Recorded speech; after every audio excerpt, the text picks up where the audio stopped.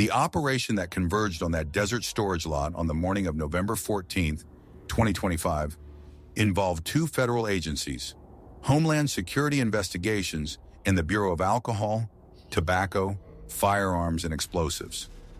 11 HSI Special Response Team members, 4 ATF tactical agents, a standby federal negotiation team, and 1 civilian, the propane driver who had started this, were positioned and ready. The propane bill was the entire intelligence picture. 3 weeks before that morning, Dale Pruitt was a missing person report, filed by his daughter Renata on the evening of October 31st, 2025, a Saturday. Pruitt's wife had grown anxious when he failed to return from his own garage after what should have been a 30-minute errand, going out to fix a flat tire on his truck. The truck was still in the driveway, the flat unrepaired. His phone was on the kitchen counter. Pruitt had retired from the United States Navy 7 years earlier after 28 years in Logistics Command, Pacific Fleet Supply Chain Management, Fuel Depot Oversight during 2 Gulf operation cycles, a final posting coordinating material readiness for a carrier group based out of Norfolk. He retired as a full commander, settled into a 4-bedroom house in a quiet Pensacola subdivision near Naval Air Station, Pensacola, and spent his post-service years doing occasional defense consulting and playing golf twice a week at a private club in Gulf Breeze. His household net worth, pension income, a modest investment account, and equity in the house sat at approximately $1.8 million. That number had been calculated by someone else, methodically, in the months before he disappeared. Escambia County Sheriff's Office processed the report and issued a BOLO across the Gulf Coast counties. Standard protocol, no blood at the scene, no signs of struggle in the garage. Nothing disturbed other than the flat tire leaning against the truck's rear quarter panel. The BOLO returned nothing in the first 48 hours. What no one in Florida knew was that Pruitt had been selected. The crew that took him had been building a target list for at least 18 months before October 31st. Their approach was methodical in a way that set this operation apart from opportunistic crime. They weren't reacting. They were running a pre-selection process that identified, evaluated, and scheduled targets on a timeline of their own design. The source material was largely public record. Gulf Coast obituary notices, specifically the military service acknowledgments in survivor sections, which name living veterans by rank and branch. County property records accessible through public real estate portals. Deed transfers, assessed values, equity histories.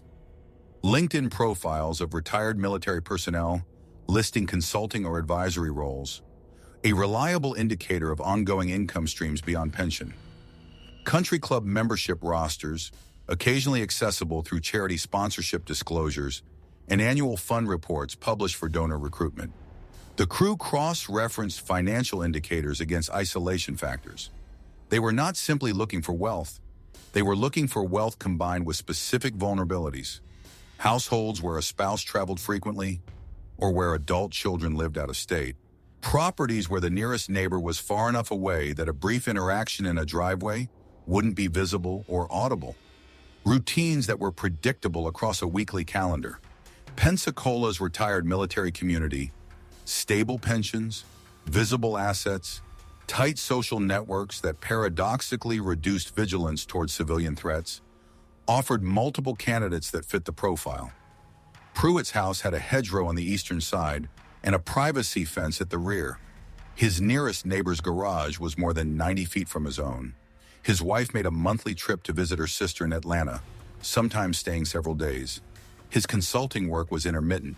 His golf schedule put him off the property on weekday mornings, but returned him home by early afternoon on Saturdays. They had been watching him for 6 weeks.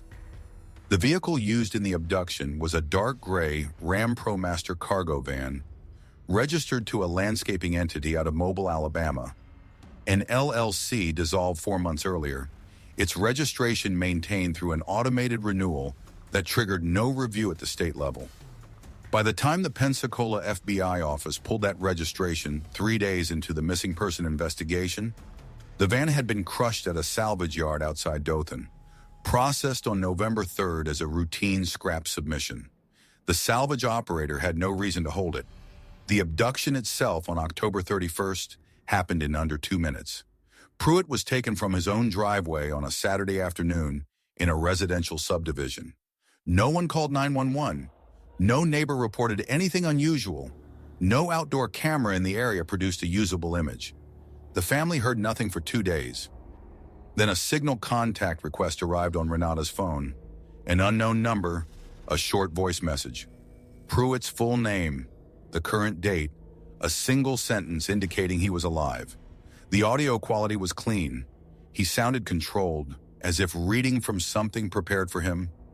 A second message arrived 12 hours later through a Proton mail account. The ransom demand, $2.4 million, wired to a Cayman Islands account number included in the message body. The crew gave the family 72 hours to confirm intent to pay. Renata called the FBI. The Pensacola field office initiated hostage recovery protocols and simultaneously flagged the case to Homeland Security investigations. HSI carries parallel federal jurisdiction over transnational kidnapping for ransom operations, which this was. The signal account used for the proof of life message had been created on November 2nd on a device with Pacific time zone cell tower pings. Pruitt had been moved west, fast. Special Agent Carla Duchamp of HSY's Tampa resident agency received the case assignment on November 3rd. 14 years in federal law enforcement, the last 9 working financial crime and transnational operations. She had worked 14 kidnap for ransom cases in that time. What struck her reviewing this file was the operational discipline of whoever was running the communications. The signal account was a clean device, activated only after the abduction. No prior network history. The Proton mail account was similar. These were not careless actors. The FBI hostage negotiation team was already managing dialogue with the crew. The family's position was firm. They would not wire $2.4 million to an offshore account. Under federal guidance, they held that line. Negotiators managed the exchange, citing family liquidity concerns, requesting updated proof of life, introducing procedural delays. The crew pressed, the family held. The central question was simple. Where had they taken Dale Pruitt? No database could answer it. 12 days of 2-agency federal investigation, and the evidentiary picture was almost completely blank. No surveillance footage in Pensacola, placing any suspect near the abduction site. No cell tower data linking a known device to the area on October 31st. The ransom communications ran through hardened encrypted channels. The FBI's Financial Intelligence Unit had flagged the Cayman account as appearing in connection with prior ransom activity across the southeastern United States. Useful for a future prosecution, useless for finding a living person. I went through the federal case file materials released through post-arrest proceedings in the District of Nevada, and one detail kept coming back. From the day Pruitt disappeared through November 12th, the most valuable intelligence the federal investigation possessed was a voice message and a photograph. 12 days, 2 agencies. And the break came not from a wiretap, not from a financial trace, not from a confidential informant inside the crew's network. It came from a man on a propane route who remembered a phone number from a veterans event he almost skipped. Marcus Webb was 34 years old, former Marine Corporal, 2 tours with 2nd Battalion, 5th Marines in Fallujah, 27 through 2011. He left the service, moved through logistics and delivery work across the Mojave region for the better part of a decade, and had been with Desert Valley Propane out of Pahrump for 2.5 years. He was not looking for anything unusual on the morning of November 12th. He was running his scheduled route. The Southwest Desert Self-Storage Facility on Frontage Road 14 sat on 32 acres of alkali flat, 14 miles outside Pahrump. Long-term RV parking, primarily for snowbirds. Retirees from Phoenix and Las Vegas who parked their Class A rigs through the warm months and retrieved them in fall. The facility office closed at 6 p.m. daily. No overnight staff. 1 camera at the entrance gate. Lot Space 41 held a late-model Fleetwood Bounder, 37 feet, registered to a Delaware entity called Meridian Cascade Holdings, LLC. Registration current. Lot rental paid through automated ACH from an account linked to the same entity. The LLC had been registered in Wilmington in March 2024. No other publicly associated assets or transactions. Webb had serviced Lot 41 twice before, once the previous spring when a new tenant registered, once in early October. The October visit had filled the tank to capacity. On his November 12th return, the tank read 14%. Webb had been running winter delivery routes in the Mojave long enough to know the burn patterns of stored RVs. A 37-foot Class A in winter storage. No occupants, no shore power connection. Normal draw from a parasitic propane fridge and fittings might account for 5 to 8% consumption over 11 days. Call it 10 in cold weather. 14% gone in 11 days meant something inside was running continuously. A 30,000 BTU space heater on thermostat cycle. Possibly a cooktop adding intermittent load. The electricity meter at the lot space showed zero draw. Shore power was not connected. Everything running inside that motorhome was running off propane. Every window was covered with blackout curtains. The curtain positions had not changed between Webb's November 1st visit and his return. The facility's gate access log showed the Bounder's assigned entry code had not been used between those dates. No check-ins, no maintenance visits, no contact with the office. Continuous propane burn, blackout curtains, zero external contact, in a motorhome listed as long-term winter storage. Webb didn't call 911. He called the ATF tip line. He had attended an ATF community outreach event at the Pahrump VFW post the previous January, a presentation on firearms safety for veterans that had been rescheduled twice due to weather. He'd almost skipped it the third time. He went. The tip line number stayed with him. His call was logged at 1:14 p.m. on November 12th.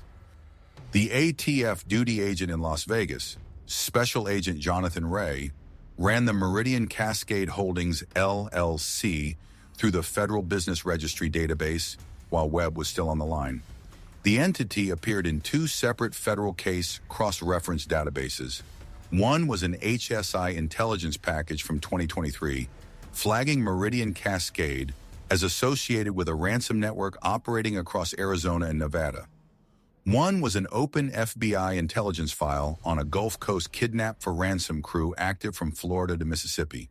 3 distinct case files, one shared LLC, an entity that had never been individually flagged as operationally critical, until a propane driver called about a tank reading. Ray called the HS Tampa resident agency at 3:42 p.m. Duchamp picked up on the second ring. She described the moment in her post-operation debrief as the first thing in 12 days with a physical address attached to it. Everything prior had been digital, financial, transactional. This was a lot number, a storage facility, a desert road. If the LLC connection held, Pruitt was in that motorhome. Confirming he was alive without alerting the crew was the problem that would drive the next 36 hours. Direct ground surveillance of the facility was the first option considered, and the first obstacle to resolve. The lot sat on flat, open desert with no visual cover within a quarter mile of the Bounder's position. Any federal vehicle in the area for longer than a few minutes would be visible to anyone inside the motorhome with basic perimeter awareness. The crew had not chosen this location arbitrarily. The open desert approach was part of the operational security design. A ground surveillance option was rejected at the joint operations call held at 7 p.m. on November 12th. The decision, aerial thermal imaging.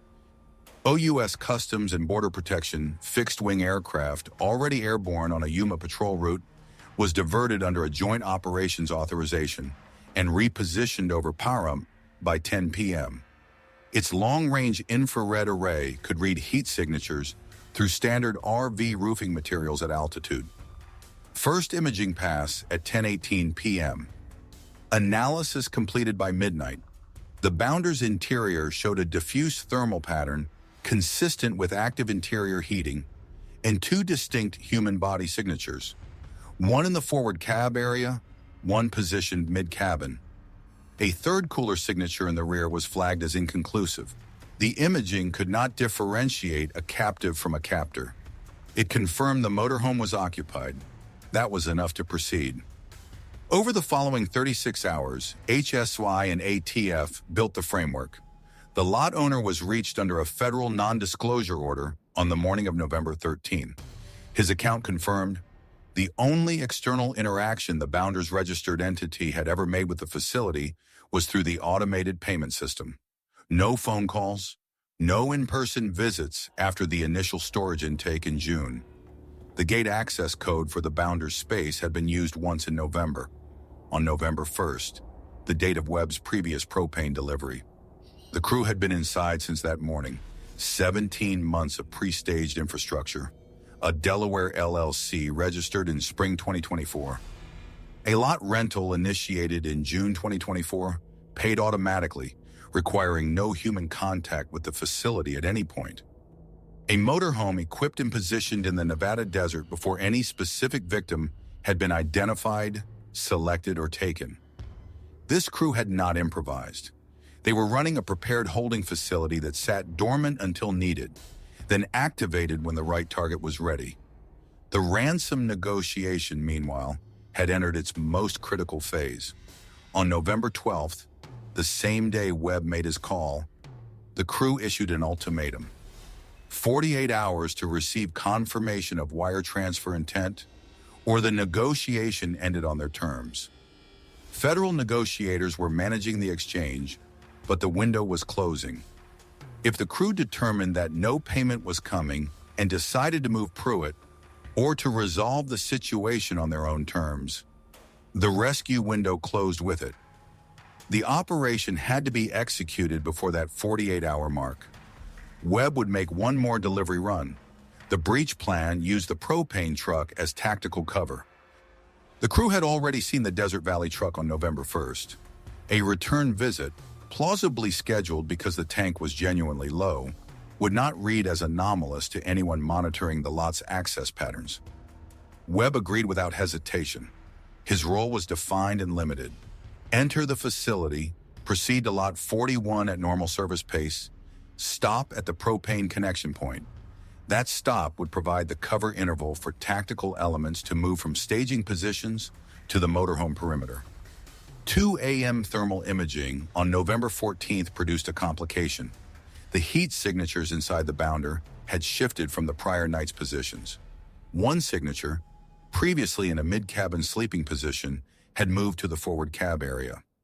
A straight side door breach would now put the first HSI entry agent directly across from a potentially alert captor positioned near the dashboard. The breach sequence was adjusted. A flashbang device would deploy through the rear vent panel first, 12-second interval, then the side door entry, 4:47 a.m. Webb's truck crossed the gate threshold at exactly the agreed pace. No headlights, no deviation from routine service approach. He had spent 4 years in Fallujah. He understood how to hold a specific function while other things happened around him. 3 staging vehicles moved simultaneously with the gate closing behind the truck. 2 HSI vehicles crossed from the scrub field through a pre-cut section of northern perimeter fence. The ATF 4-agent element, staged on the eastern service road, deployed on foot before Webb's truck reached the service lane junction. Webb turned into the lot 41 lane at 4:49 a.m. He stopped 8 feet from the Bounder's exterior propane connection and stepped out. At 4:50 a.m., the sequence initiated. The rear vent flash bang deployed, contained concussive effect across the motorhome interior. 11 seconds. 12. The side door came off its frame on the first ram contact. 2 HS entry agents were inside the cabin before the door had finished moving. 3 individuals were located in the forward section of the Bounder. The first, rising from the cab sleeping position, was secured before reaching a standing position. The second at the cab door with his hand moving toward the dashboard. reaching for a cell phone, not a weapon, was secured against the seat back in under 4 seconds. The third was already seated at the dinette, hands visible on the table. Across the table from the third individual, restrained at the wrists with nylon zip ties and with an ankle cuff attached to the base cabinet bracket, was Dale Pruitt. He stated his full name without prompting when the first agent reached him. He asked for water. He had been held for 336 hours. All 3 captors were in restraints on the asphalt outside the motorhome at 4:52 a.m. No shots fired, no federal personnel injured. Marcus Webb was already at the tank connection, running the propane hose through the service sequence he had come to complete. Pruitt was airlifted to Desert Springs Hospital Medical Center in Las Vegas. Intravenous rehydration, monitoring for conditions consistent with prolonged immobility and restricted caloric intake. He was discharged 48 hours later. One detail from that motorhome has stayed with me.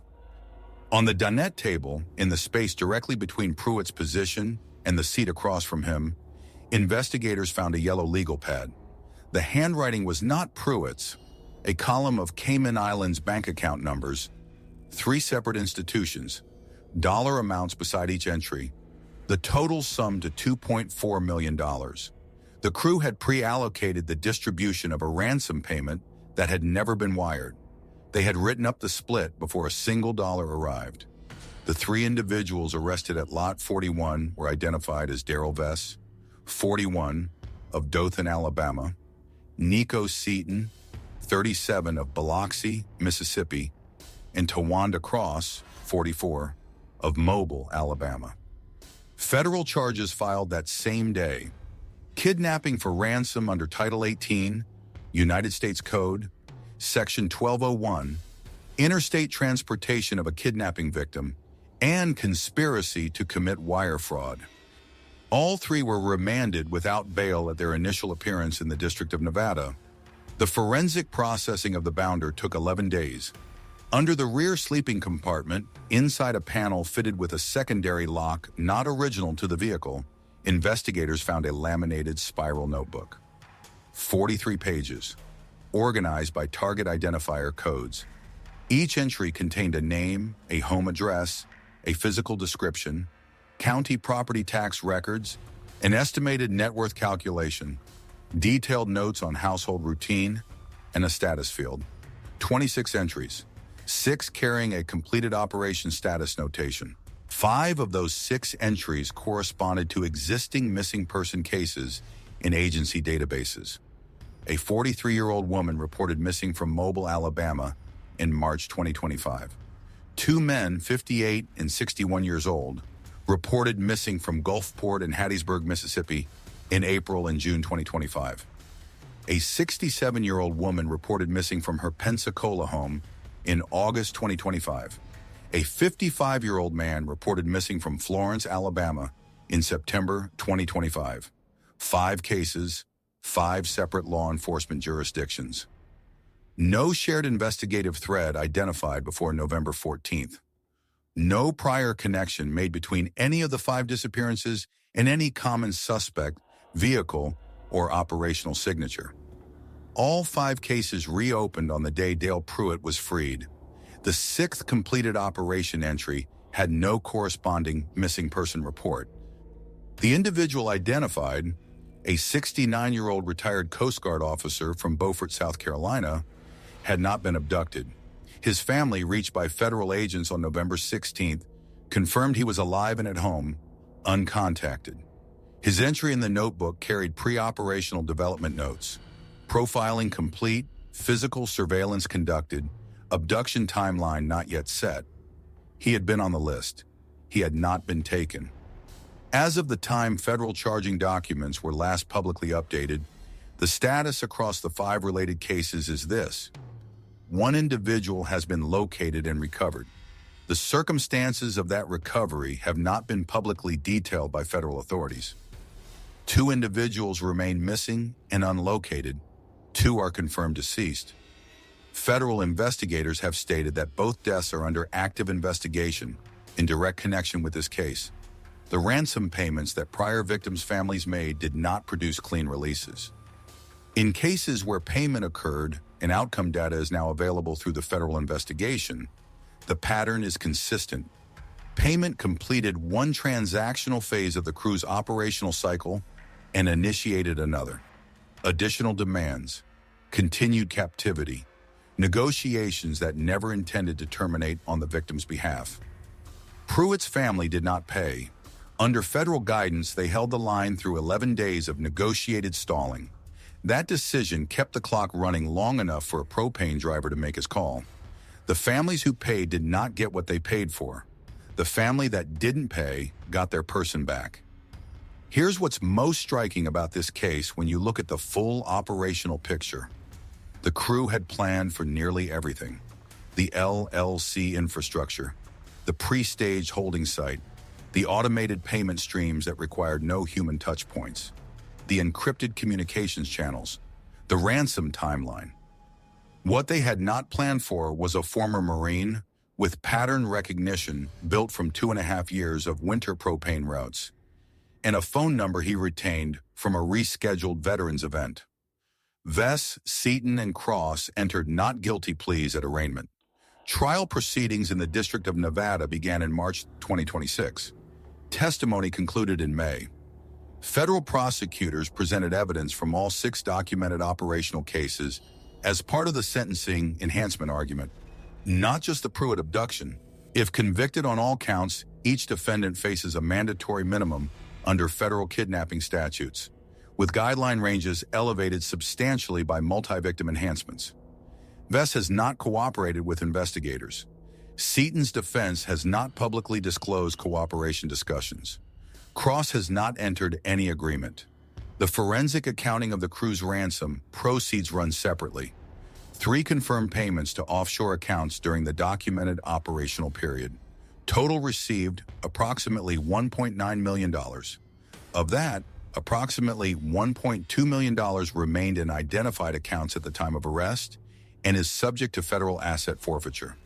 $700,000 in disbursements made in the weeks before November 14th has not been fully traced.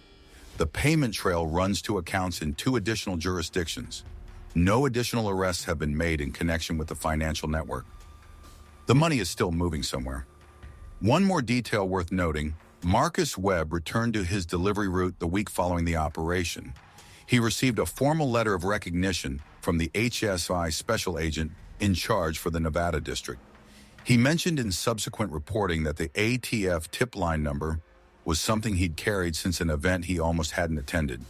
Rescheduled twice for weather, the third date a close call on his availability. He said he went because he'd already blocked the afternoon. He had flagged anomalous propane consumption at 4 stops over 2.5 years of winter routes. 3 had been mechanical leaks or malfunctioning appliances in vacant units. This one had 3 captors and a restrained Navy commander inside. Subscribe now so you don't miss coverage when the verdict comes in. The financial forensics case runs on a longer timeline, and 2 individuals from that notebook are still unlocated. This investigation has not closed. The Southwest Desert self-storage facility on Frontage Road 14 changed ownership in the spring. Lot Space 41 is occupied now, a Class C motorhome registered to a retired school teacher from the Phoenix area, no blackout curtains, shore power connected. The propane connection runs to the same tank fitting. 2 individuals in the notebook remain missing. The offshore disbursement trail reaches accounts federal investigators have identified but not closed. The crew that ran this operation is in federal custody. The demand that made their business model viable still exists.